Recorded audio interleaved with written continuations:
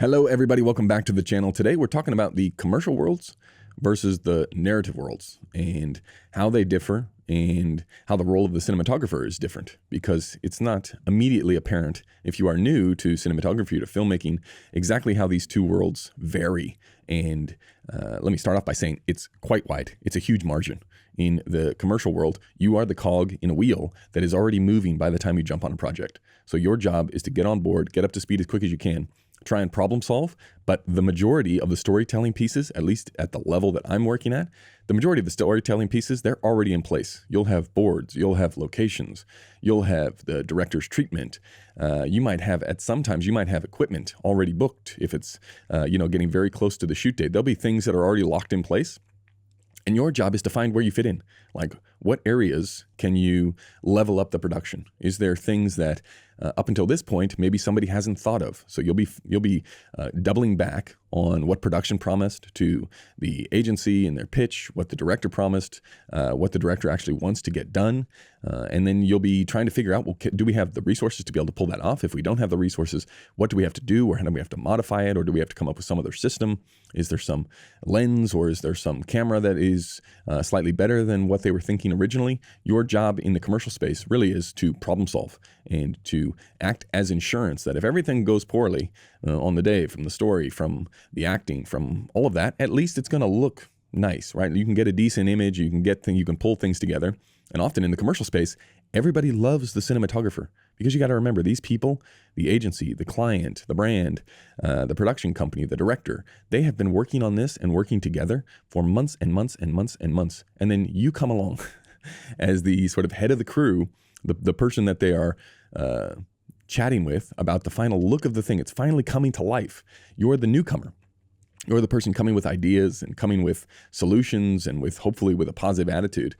You're the person that they look to after they've been, maybe it's been a good time up until now between the relationships between everybody, but maybe it hasn't. Maybe it's been a little bit, controversial as to, Bob from the agency wants to do X and Bill, the director, wants to do Y, and maybe they've been butting heads. Finally, you get to the point where you're actually making the thing, and you have the ability to impact that, not only with your attitude, but with the solutions that you bring. That is very different mindset, very different skill set than the narrative space. Like the narrative space, you could be on the job for years and years and years. You could have known the director your entire life, and you've been talking about this one story, and you've seen locations. Like, you have personally seen the locations, 5 or 6 times. You've been out there, you've talked it, you've blocked it all through.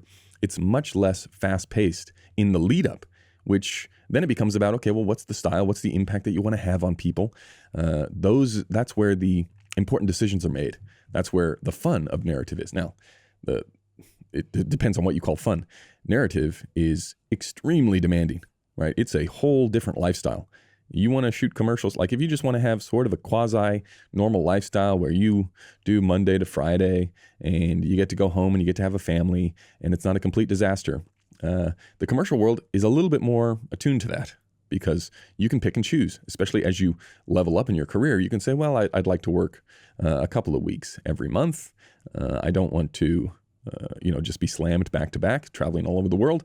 Maybe that's not what I want to do. If you're in the narrative space, like, you're signing up to do X amount of months for X amount of hours every day. There's no rest. There's no stopping. This is a moving, the snowball is rolling down the hill. You have to jump on it, and you're a part of it until the end. It's a commitment, which can be really, really fun and enjoyable.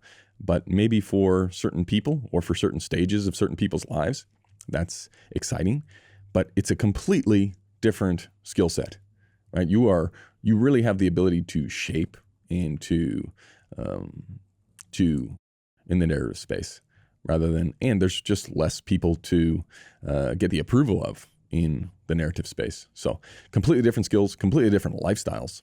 And I think once you're in the system, you'll very quickly know which way you're going to navigate towards.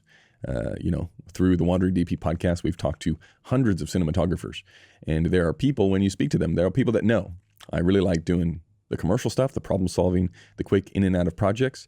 And there's people that really like doing just the narrative stuff of, I want to be invested in this thing. I want to see it come to fruition. I want to see the impact on the audience's faces when it actually gets shown. Those are the things that I'm thinking about when I'm actually on set talking with the director.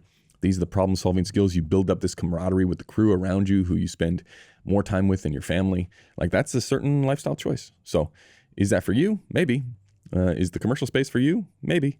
These are the things that you got to get out there and experiment with, but they are certainly not the same skills. And you see people who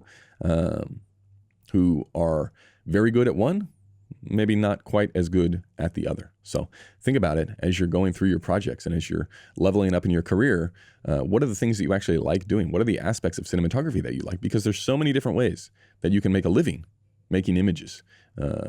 It would behoove you to try and find out exactly the rhythm of lifestyle that you would want, because you're signing up to a career for life. And this is definitely something I did not think about at the start of my career. I just thought, well, let's make some cool images and we'll see how far it takes us. But the choices that you make in your projects will then dictate the projects that you get in the future. So if you don't think about this stuff, you'll just default fall into whatever category you end up in just by the projects that you choose. So do yourselves a favor. You're signing up for a career that you can do until, there's great cinematographers working who are 70 plus years old. You're going to be doing this for a long time. So make sure that you like the areas that you are investing your time and energy in.